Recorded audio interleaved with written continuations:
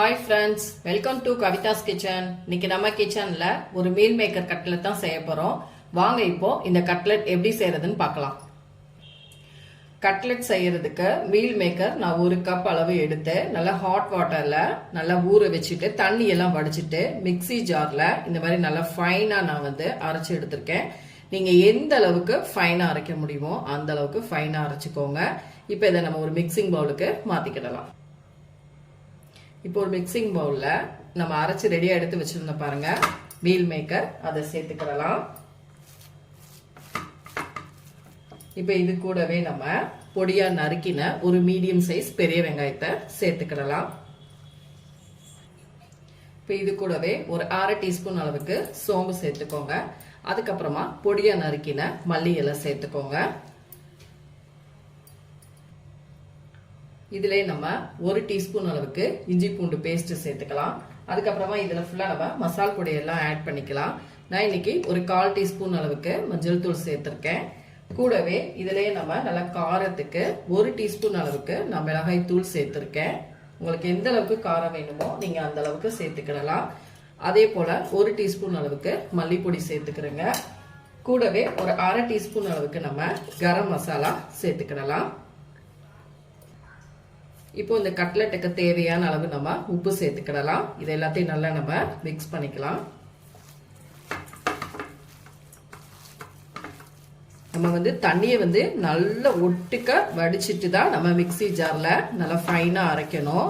நம்ம தண்ணி நல்லா வடிச்சாதான் நமக்கு இந்த அளவுக்கு நமக்கு ரெடியா இருக்கும். கட்லெட்டுக்கு நல்லா ரெடியா வரும்.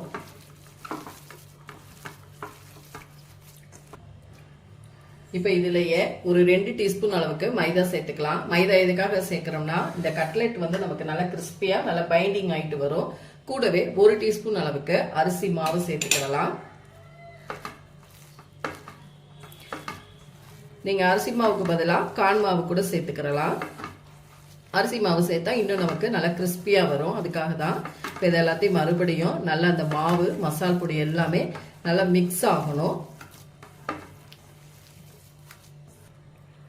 ஃப்ரெண்ட்ஸ், கட்லெட் போடுறதுக்கு நமக்கு மாவு ரெடியா இருக்கு. இப்போ இதை நம்ம உங்களுக்கு எந்த சைஸ் வேணுமோ அந்த அளவுக்கு நீங்க மாவு எடுத்துட்டு நல்லா இப்படி பால் பண்ணிக்கோங்க. பால் பண்ணிட்டு கையில இப்படி வச்சுட்டு பிளாட்டா இப்படி தட்டிக்கோங்க. இந்த ஓரங்கள் எல்லாம் கிராக் இல்லாம நல்லா அழகா அப்படி நீங்க தட்டி எடுத்துக்கோங்க. இப்படி தட்டி எடுத்துட்டீங்கன்னா நமக்கு கிராக் எதுவும் இல்லாம நல்லா அழகா பிளாட் ஷேப்க்கு நமக்கு வந்துடும். ரொம்ப ஈஸியான ஒரு ரெசிபி தான். வீட்டில் இருக்கக்கூடிய இன்கிரீடியன்ஸ்லயே நம்ம ஈவினிங் செஞ்சு கொடுக்கலாம். இப்போ இதே போல மீத இருக்கிற எல்லாத்தையும் நம்ம கட்லெட் பண்ணி ரெடியா எடுத்து வச்சுக்கலாம்.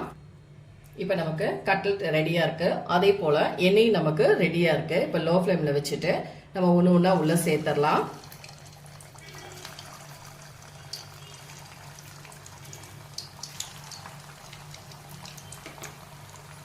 இப்போ இது நல்லா வெந்து மேலே வரட்டும். அதுக்கப்புறம் நம்ம பார்க்கலாம். இப்போ நம்ம திருப்பி விட்டுக்கலாம்.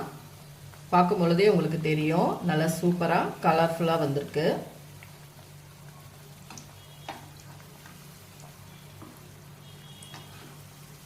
இப்போ இன்னும் ஒரு சைடு நமக்கு நல்லா வெந்து வரட்டும். இப்ப பாருங்க நமக்கு சூப்பரா கட்லெட் நல்லா வெந்து வந்துருச்சு. உங்களுக்கு பார்க்கும் பொழுதே தெரியுது நல்லா அழகா உதிராம எவ்வளவு பர்ஃபெக்டா வந்திருக்குன்னு பாருங்க. எண்ணெயில இருந்து நம்ம எடுத்துட்டு மீதம் இருக்கிற கட்லெட்டை நம்ம ஆயில்ல ஃப்ரை பண்ணி எடுத்துக்கலாம். ஃப்ரெண்ட்ஸ், நமக்கு ஒரு அருமையான ஈவினிங் ஸ்நாக்ஸா soya cutlet meal maker cutlet சூப்பரா ரெடி ஆயிடுச்சு. இப்போ நான் உங்களுக்கு பிச்சு காமிக்கிறேன் பாருங்க. எவ்வளவு நல்லா சாஃப்டா உள்ளெல்லாம் நல்லா வெந்து அருமையா இருக்கு. கண்டிப்பா நீங்களும் இதே போல செஞ்சு பாருங்க. செஞ்சு பார்த்துட்டு என்னோட வீடியோஸை லைக் அண்ட் ஷேர் பண்ணுங்க. மறக்காம கவிதாஸ் கிச்சனுக்கு சப்ஸ்கிரைப் பண்ணுங்க. கூடவே பெல் பட்டனை கிளிக் பண்ணுங்க. அப்பதான் நம்மளோட வீடியோஸ் எல்லாமே உங்க நோட்டிபிகேஷன் வரும். இந்த கட்லெட்டோட நீங்க ஒரு கிரீன் சட்னி அண்ட் டொமேட்டோ சாஸோட சாப்பிட்டீங்கன்னா சூப்பரா இருக்கும். கண்டிப்பா ஈவினிங் ஸ்நாக்ஸா குழந்தைங்களுக்கு செஞ்சு பாருங்க. அடுத்த வீடியோல உங்களை சந்திக்கிறேன். தேங்க்யூ.